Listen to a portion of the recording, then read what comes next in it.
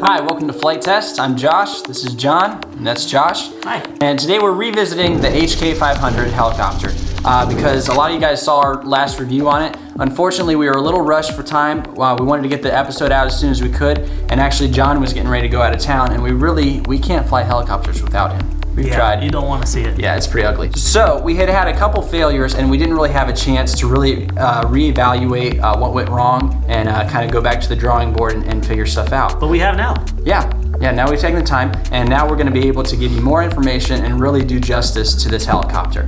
And we really want to give a salute to Hobby King for just going above and beyond. As soon as they saw the episode and they saw what went wrong. Yeah, they're definitely fully committed to making the torque tube work and make it a higher quality so the gears won't break. Okay, so correct me if I'm wrong, guys, but the problem with the torque tube before was the gears weren't meshing. They didn't have Optimus Prime come together. You're close, brother. Optimum tolerance, I think, is the key word. And yes, correct me if I'm wrong, John. And stuff. Basically, what we had before is the gears did mesh, but they weren't close enough. They didn't have the tolerance needed. And anytime there was a load there, those teeth would round out in one groove. The torque tube would have worked beautifully if the tolerances were a little bit tighter. And Hobby King's working on that. So this right now is actually set up as a GT model. The previous one was a CMT. A CMT model, and basically this is now a GT with the exception of instead of a metal frame, it is carbon fiber still here because it just looks so wicked awesome. As far as the head assembly, you change the head assembly. It's plastic up here, so you'll have these plastic. What do they call those? The washout arms and the mixing arms are plastic. The rest of the stuff is all metal. But you said they actually floated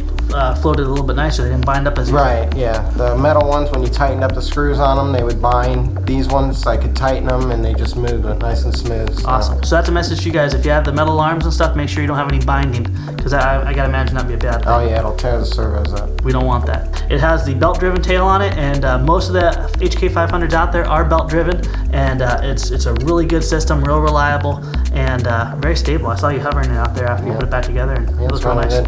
Now, guys, to clear something up here, we were talking about what this heli would be good for, and I made the comment that it'd be good for a beginner. I truly feel if you're looking for a 500 size heli, the way it hovered and the way it was stable is a very, very good beginner, but also beyond that, it's also good if you're wanting to get into 3D. If you want to start 3D and you want a good economical helicopter, I saw you putting this through its paces on that video, and you were really jamming the sticks hard. Yeah, it flew good. It flew really good. So I'll tell you what, for the price point on there and what I saw him doing with this, which I'm sure you guys are going to see too, I'm really, really amazed with the performance this gives you. We never talked about batteries before. Up in the front, what do you got in there? It looks like a 6-cell. 6-cell, 3,000 milliamp. Let's go ahead and pop Take the face off. Let's take the face off. Here, Josh. I'll hold the face.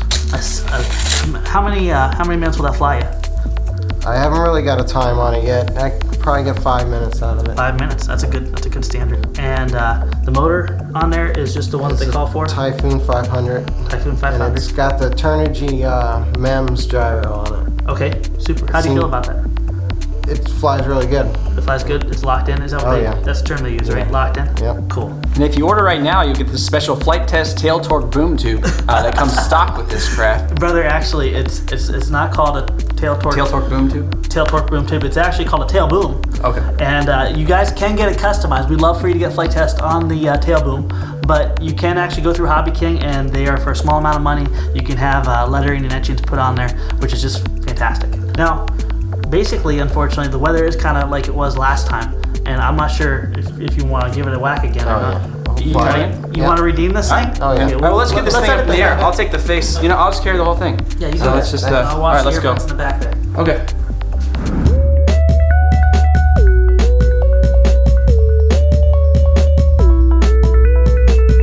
All right, John, you ready to go? Yeah, Ready to go? set. All tweaked out, ready to fly, huh? Yeah. And the wind is pretty much the exact same as before. Yeah, the weather conditions are pretty much similar to last time. Yeah, very cold. All right. Well, I'm not gonna make you freeze anymore. Let's go ahead and see what she does. Yeah, let's go. All right. Thanks.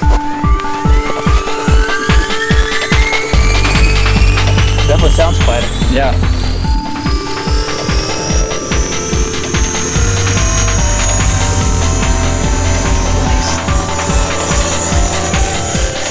Sounds better. Sounds better. Looks better. Down it in.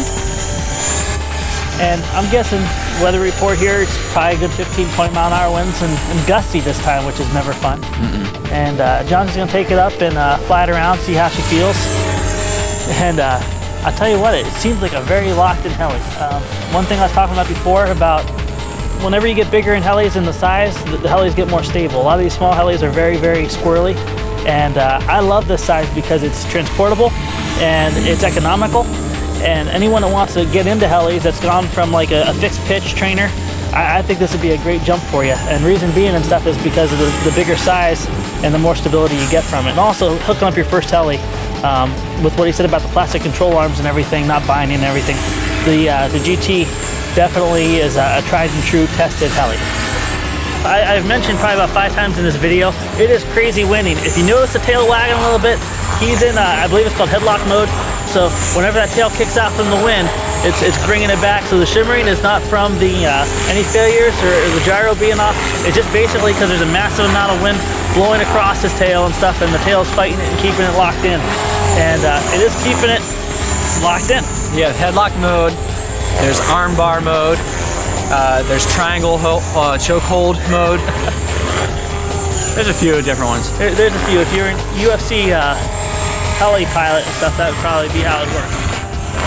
But yeah, he's definitely putting through his paces, and it definitely looks good. All right, looks like he's bringing her in. Landing.